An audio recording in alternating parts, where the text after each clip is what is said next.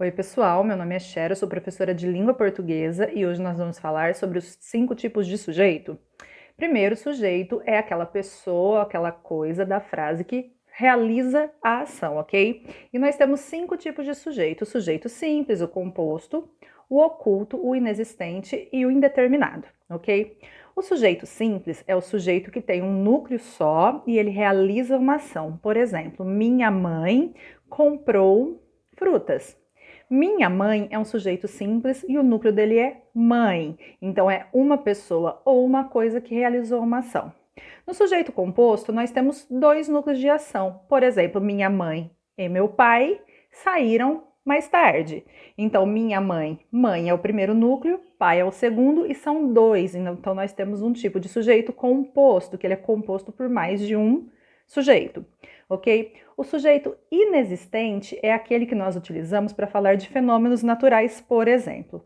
Choveu ontem. Quem choveu? Nós não temos um sujeito para essa frase. Alguns verbos não necessitam de sujeito para existirem. Então, neste caso de fenômenos naturais, chove muito, neva em dezembro, não no Brasil. São frases com sujeitos inexistentes, ou seja, elas não precisam de sujeitos porque não são coisas ou pessoas fazendo coisas, simplesmente é um estado natural, ok? Depois nós temos o sujeito indeterminado, por exemplo, precisa-se de funcionários, aluga-se casas. Nós não sabemos quem é o sujeito dessa frase, ok? E quando nós não sabemos quem é o sujeito, ele é indeterminado.